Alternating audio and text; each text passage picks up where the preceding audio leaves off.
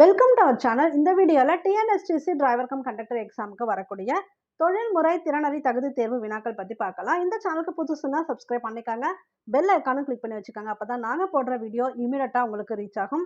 இது போன்ற மேலும் பல தகவல்களை பெறுவதற்கு இந்த சேனலோட பிளேலிஸ்ட்டில் டிஎன்எஸ்டிசி எம்ஹெச்சி டிரைவர் எக்ஸாம் அப்படின்னு ஒரு ஃபோல்டர் இருக்கும். அதுக்குள்ளே போய் பல வீடியோக்கள் இருக்குது, பாருங்கள், உங்களுக்கு ரொம்ப யூஸ்ஃபுல்லாக இருக்கும்.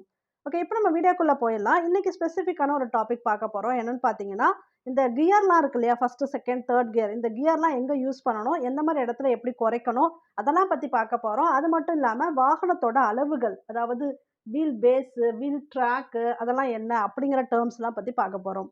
ஃபஸ்ட் கொஸ்டின், கனரக வாகனங்களை எப்போதும் டேஷ் கியர்லேயே நகர்த்த வேண்டும். ஆன்சர் கெஸ் பண்ணுங்கள். ஃபியூ செகண்ட்ஸ் டைம் தரேன், அதுக்கப்புறம் நானே ஆன்சர் சொல்லிடுவேன்.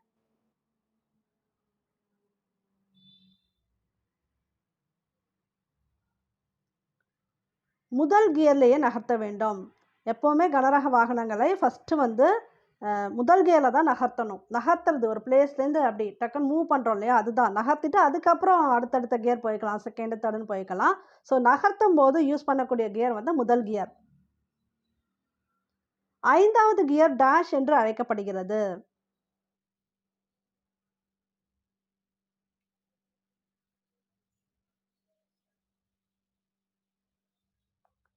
5வது கியர் பார்த்தீங்கன்னா டாப் கியர், அதுதான் 5வது கியர்.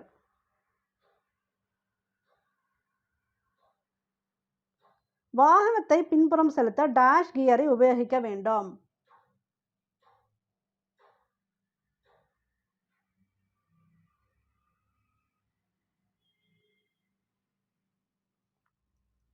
Reverse gear. வாகனத்தை பின்புறம் செலுத்துவதற்கு ரிவர்ஸ் கியரை உபயோகிக்க வேண்டும். இது எல்லாருக்குமே தெரியும். ரிவர்ஸ்னால் பின்னாடி போகிறது. இப்போ மற்ற கியருக்குலாம் என்ன பேர்னு பார்த்தீங்கன்னா ஃபார்வர்ட் கியர்கள். ஃபார்வர்ட் கியர்களில் எல்லாமே வந்துடும். First second third fourth fifth gear வரைக்குமே பார்த்தீங்கன்னா ஃபார்வர்ட் அப்படின்னா முன்னாடி போகிறதுன்னு அர்த்தம். அதெல்லாம் ஃபார்வர்ட் கியரு. இந்த ஒன்று மட்டும் ரிவர்ஸ் கியர். இது எதுக்காக யூஸ் ஆகுது? பின்னாடி போகிறதுக்கு. வெஹிக்கிள் நம்ம பின்புறம் செலுத்துறதுக்காக ரிவர்ஸ் கியர் தான் யூஸ் பண்ணுவோம். டாப் கியரில் வாகனம் சென்று கொண்டிருக்கும் போது அதனுடைய வேகம் ஒரு நபர் நடக்கும் வேகத்திற்கும் குறைவாக குறைந்து விட்டால் ஓட்டுநர் என்ன பண்ணணும்? படிச்சு பாருங்க.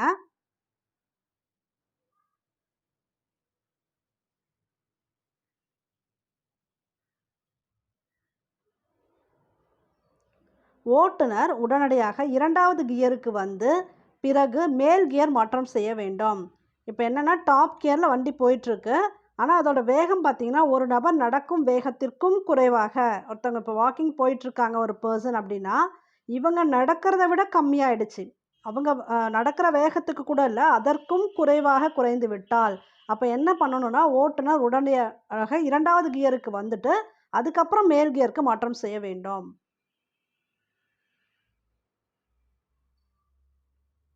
டாப் கியரில் வாகனம் சென்று கொண்டிருக்கும் போது அதனுடைய வேகம் ஒரு நபர் நடக்கும் வேகத்திற்கு குறைந்து விட்டால், 2 கொஸ்டினுக்கும் டிஃப்ரென்ஸ் பார்த்துக்காங்க. ஒரு நபர் நடக்கிற வேகத்துக்கு குறையிறது இப்போ இருக்க கொஸ்டின். முன்னாடி கேட்ட கொஸ்டின் ஒரு நபர் நடக்கும் வேகத்திற்கும் குறைவாக, அதுக்கும் குறைவாகன்னு கொடுத்துருந்தாங்க. ஸோ இதுக்கு என்ன ஆன்சர் கெஸ் பண்ணுங்க.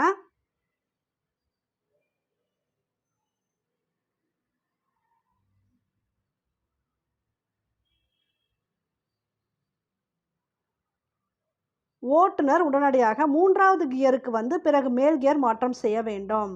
ஸோ வேகம் ஒரு நபர் நடக்கிற வேகத்துக்கு குறைஞ்சிருச்சு அப்படின்னா 3வது கியருக்கு வந்து பிறகு மேல் கியர் மாற்றம் செய்ய வேண்டும். அதே போல் வாகனம் டாப் கியரில் போயிட்டுருக்கு. அதனுடைய வேகம் ஒரு நபர் ஓடும் வேகத்திற்கு குறைந்து விட்டால் அப்போ என்ன பண்ணணும்?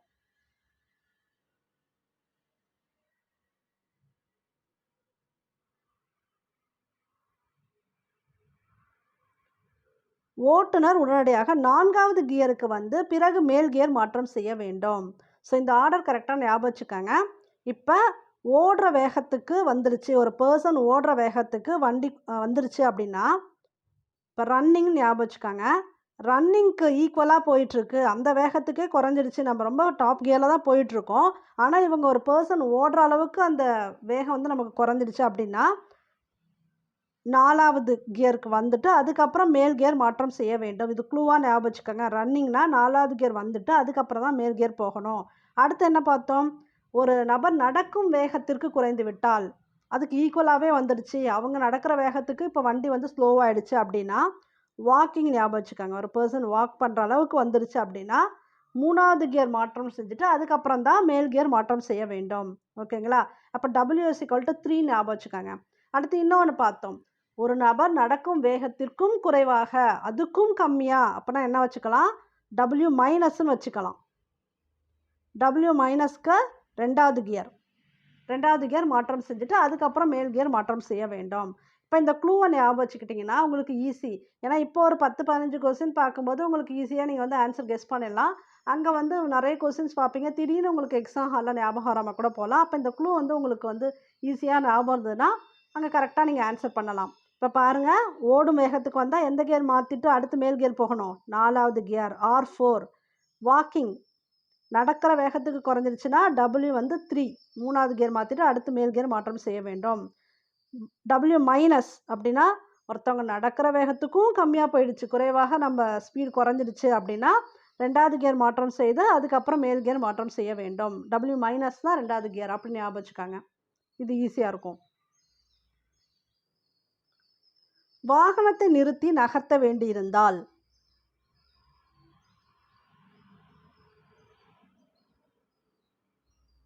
மூணு ஆப்ஷனுமே ஆல்ரெடி பார்த்துட்டோம். அப்போ இதுதான் கடைசியாக இருக்குது. ஓட்டுநர் 1வது கியருக்கு வந்து பிறகு மேல் கியர் மாற்றம் செய்ய வேண்டும். ஏன்னா நிறுத்தி நகர்த்துற மாதிரி ஒரு சந்தர்ப்பம் வந்துடுச்சு அப்படின்னா 1வது கியருக்கு வந்துட்டு அதுக்கப்புறம் தான் மேல் கியர் மாற்றம் செய்ய வேண்டும்.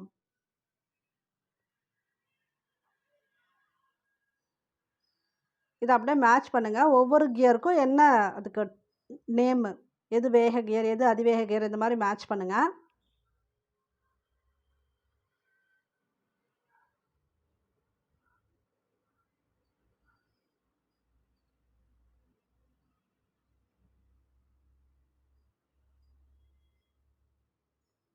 இதுக்குரிய ஆன்சர் இ. இது பார்த்துக்கோங்க. ஃபஸ்ட்டு கியர் பார்த்தீங்கன்னா உங்களுக்கு என்ன வரும்னா நகர்த்தும் கியர். ஏற்கனவே பார்த்தோம், கனரக வாகனங்களை நகர்த்தும் கியர் வந்து ஃபஸ்ட்டு கியரு. செகண்ட் கியர் பார்த்தீங்கன்னா மிக தாழ்ந்த வேக கியர். தேர்டு கியர் என்ன அப்படின்னா தாழ்ந்த வேக கியர். அடுத்து ஃபோர்த்து கியர் ஜென்ரலாக வேக கியர். ஃபிஃப்த்து கியர் என்னது? அதிவேக கியர் இல்லைன்னா டாப் கியர். அதிவேக கியர், டாப் கியர் வந்து ஃபிஃப்த்து கியர். ஸோ இதுக்குரிய ஆன்சர் இதுதான். கீழ்கண்டவற்றுள் எது சரி? டி கிளட்ச் என்பது கிளட்ச் பெடலை அழுத்தி கியரை நியூட்ரலுக்கு கொண்டு வந்து தேவைப்பட்ட கியருக்கு கிளட்சை அழுத்திய நிலையிலேயே மாற்றிக்கொள்ளுதல். டபுள் டி கிளட்ச் என்பது முதலில் கிளட்ச் பெடலை அழுத்தி கியரை நியூட்ரலுக்கு கொண்டு வந்த பிறகு கிளட்சை தளர்த்தி மறுபடியும் கிளட்ச் பெடலை அழுத்தி தேவைப்பட்ட கியருக்கு மாற்றிய பிறகு கிளட்ச் பெடலை விடுதல். சிங்க்ரோமெஷ் கியர்பாக்ஸ் பொருத்தப்பட்ட கனரக வாகனங்களில் டபுள் டி கிளட்ச் செய்ய தேவையில்லை. ஆன்சர் கெஸ் பண்ணுங்க.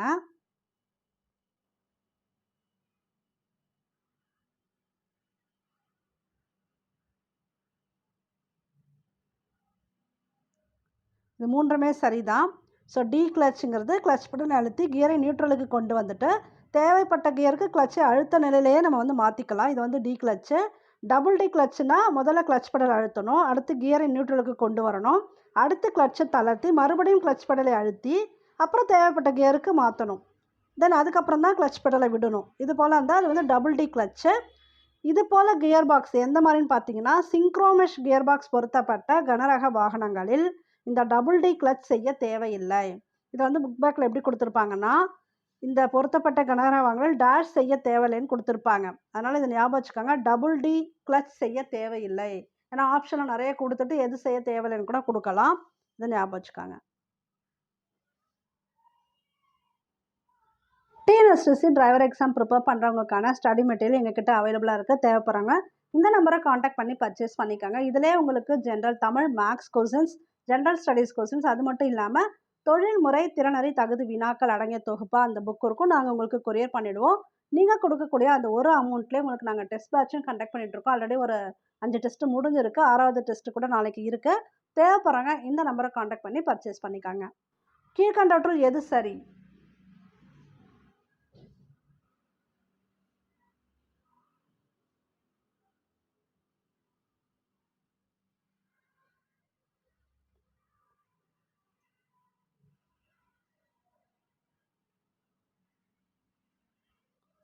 ரெண்டுமே சரி. லேலேன் வாகனத்தில் வீல் பேஸ் 5.6 மீட்டர் ஆகும்.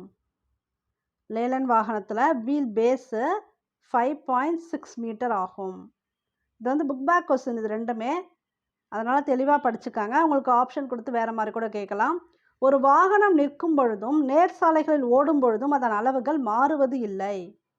எது மாறுவதில்லை அப்படின்னு பார்த்தா அளவுகள் மாறுவதில்லை. எப்படின்னா ஒரு வாகனம் நிற்கும் போதும் சரி, ஒருவேளை அது நேர் சாலையில் போயிட்டுருக்கு அப்படின்னா அதோட அளவுகள் மாறுவது இல்லை.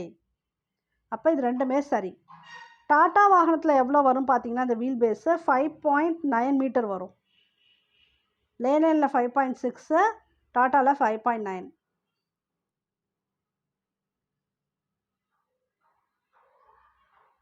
வளைவுகளில் வாகனம் திரும்ப நேர் சாலையை விட அதிக டேஷ் தேவைப்படுகிறது. வளைவுகளில் வாகனம் திரும்ப நேர் சாலையை விட அதிக டேஷ் தேவைப்படுகிறது.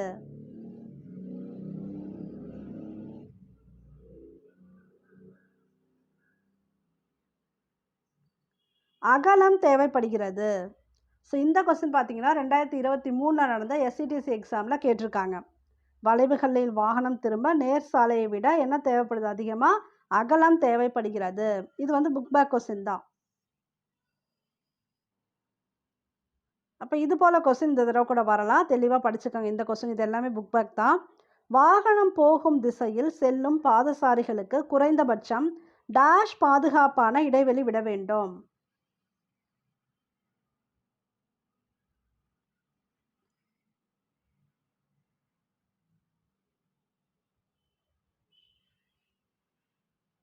குறைந்தபட்சம் இவங்க கொடுத்துருக்கிறது குறைந்தபட்சம் 1 மீட்டர் அளவுலையாவது பாதுகாப்பான இடைவெளி இருக்கணும்.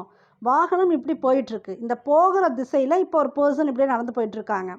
நல்லா புரிஞ்சுக்கணும். வாகனம் போகும் திசையில் செல்லும் பாதசாரிகளுக்கு வாகனமும் இப்படி தான் போகுது, அந்த பாதசாரியும் இதே மாதிரி தான் நடந்து போயிட்டுருக்காரு. இது போல் போயிட்டுருக்காங்கன்னா குறைந்தபட்சம் எவ்வளோ இடைவெளி இருக்குன்னா 1 மீட்டர் இடைவெளி விட வேண்டும். பிற வாகனம் போன்ற நகரும் தடைகளுக்கு குறைந்தபட்சம் டேஷ் பாதுகாப்பான இடைவெளி விட வேண்டும்.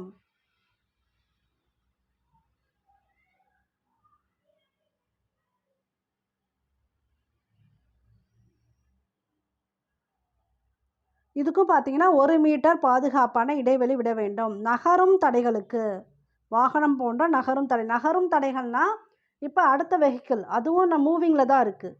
ஸோ அதெல்லாம் வந்து நகரும் தடைகள்னு சொல்லலாம். இப்போ அந்த வாகனம் இப்போ ஒரு வாகனம் மூவிங்கில் இருக்குன்னா கண்டிப்பாக எவ்வளோ டிஸ்டன்ஸ் இருக்கணும் அப்படின்னு பார்த்தீங்கன்னா இந்த தடைகளுக்கு குறைந்தபட்சம் 1 மீட்டர் பாதுகாப்பான இடைவெளி விட வேண்டும். கீழ்கண்டவற்றுள் எது சரி? அசையாத பொருட்கள் போன்ற நகராத தடைகளுக்கு குறைந்தபட்சம் 0.5 மீட்டர் பாதுகாப்பான இடைவெளி விட வேண்டும். வாகனத்தின் எதிரே வரும் பாதசாரிகளுக்கு குறைந்தபட்சம் 0.5 மீட்டர் பாதுகாப்பான இடைவெளி விட வேண்டும்.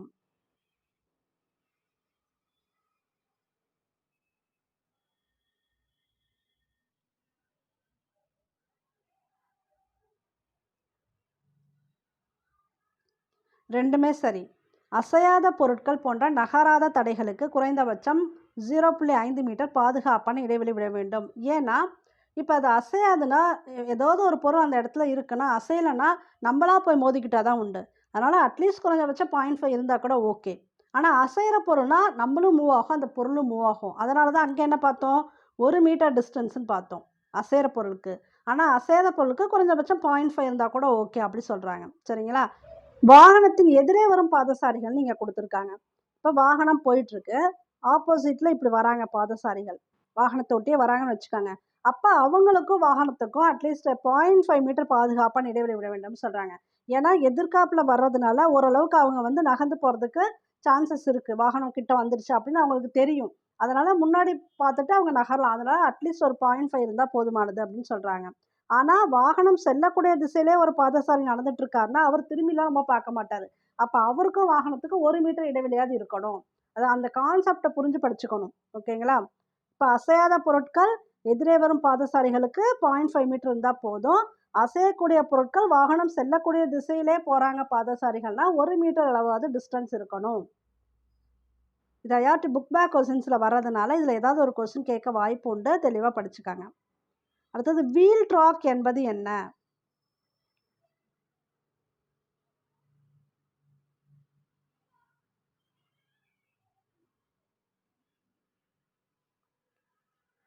குறுக்கு வாட்டில் முன் 2 சக்கரங்களின் மையக்கோடுகளுக்கு இடையே உள்ள அளவு. குறுக்கு வாட்டில் இப்படி சொல்கிறாங்க. முன்னாடி இருக்கக்கூடிய 2 சக்கரங்களோட மையக்கோடுகளுக்கு இடையே உள்ள அளவு தான் வந்து என்னன்னு பார்த்தீங்கன்னா வீல் ட்ராக். வாகனத்தின் கூரைக்கும் தரைக்கும் இடையே உள்ள அளவு.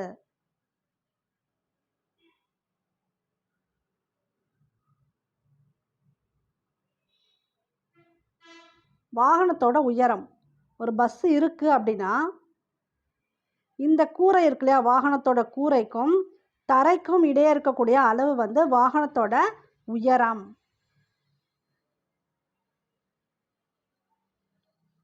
வீல் பேஸ் என்பது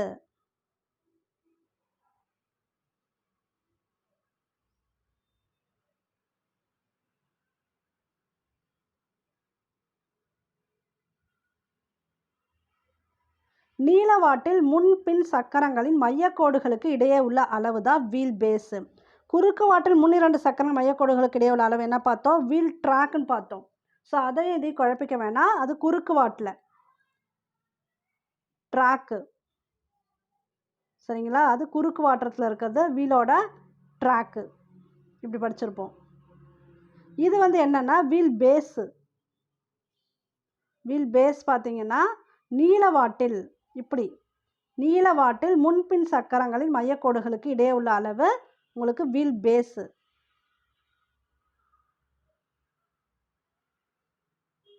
நீளவாட்டில் முன் பம்பரிலிருந்து பின் பம்பர் வரை உள்ள அளவு.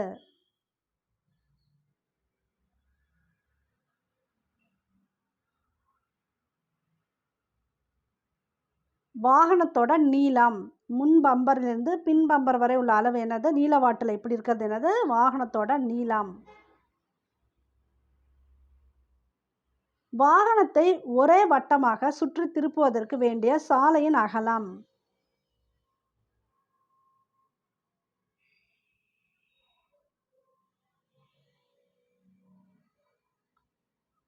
Turning circle. வாகனத்தை ஒரே வட்டமாக சுற்றி திருப்புவதற்கு வேண்டிய சாலையோட அகலம் பார்த்தீங்கன்னா டர்னிங் சர்க்கிள். இந்த முன்வாகனம் பின்வாகனங்களாம் ஆல்ரெடி ஒரு வீடியோவில் பார்த்துருக்கோம். தேவைப்படுறவங்க இந்த வீடியோவை போய் பார்த்துக்காங்க. வாகனத்தின் அகலம் என்பது